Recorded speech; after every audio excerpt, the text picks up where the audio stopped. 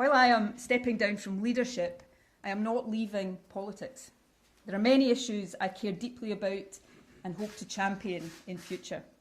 One of these is the Promise, the national mission so close to my heart to improve the life chances of care experienced young people and ensure they grow up nurtured and loved. My commitment to these young people will be lifelong. And obviously, there is independence. Winning independence is the cause I have dedicated a lifetime to. It is a cause I believe in with every fibre of my being. And it is a cause I am convinced is being won. I intend to be there as it is won every step of the way. Yesterday morning, I attended the funeral of a very, very dear friend and long-standing independence activist, a wonderful man by the name of Alan Angus. It was actually during that funeral service that I went from being 99% certain about this decision to 100% certain, though I know Alan would not be at all happy to have played any part in my departure, so I'm sorry, Alan. But his funeral reminded me that the cause of independence is so much bigger than any one individual, that all of us who believe in it contribute in different ways at different stages of our lives.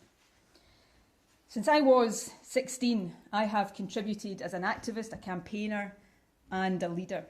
And so now, as we look to what I firmly believe is the final stage in Scotland's journey to independence, albeit a hard one, I hope to use all the experience and perspective I've gathered over these years to help get us there. Lastly, there will be time in the days to come for me and others to reflect on what has been achieved during my time as First Minister. I'm pretty certain there will be plenty of commentary on my mistakes as well. I will have more to say before I demit office, but allow me some brief reflections now. Scotland is a changed country since 2014, and in so many ways it is changed for the better. Young people from deprived backgrounds have never had a better chance of going to university than now. Our investment to double early learning and childcare is transforming opportunities for the youngest children. It's also enabling more women to return to work. The baby box is enshrining our aspiration that every child should have the best start in life. Scotland is fairer today than it was in 2014. We have a more progressive approach to taxation and a new social security system with the Scottish Child Payment at its heart. As the Institute for Fiscal Studies confirmed last week, the poorest families with children in Scotland are now £2,000 better off as a result of our policies. For many in this cost of living crisis, that will be the difference between food on the table and a warm home or not. There are stronger protections for victims of domestic abuse, and Parliament will soon consider legislation to improve access to justice for victims of rape and sexual offences.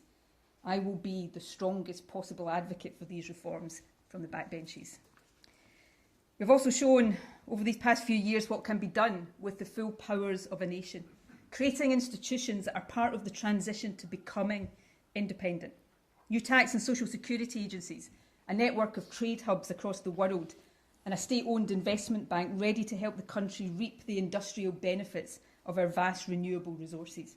There is so much that I am proud of, but there is always so much more to be done. I look forward to watching with pride as my successor picks up the baton. There will also be time in the days to come for me to say thank you to a very, very long list of people without whom I would not have lasted a single day in this job, let alone 8 years. I won't do so today. I might inadvertently forget someone, or perhaps more likely start to cry. But there are a couple of exceptions. Firstly, my husband and family. Few people understand the price families of politicians pay for the jobs we choose to do. Mine have been my rock throughout. And of course, the SNP. Since I was 16 years old, you have been my extended family. Thank you for the honour of being your leader. And it seems to me that 8 emphatic election victories in 8 years ain't a bad record together. Finally, and above all, the people of this beautiful, talented, diverse, at times disputatious, but always wonderful country. We faced the toughest of times together.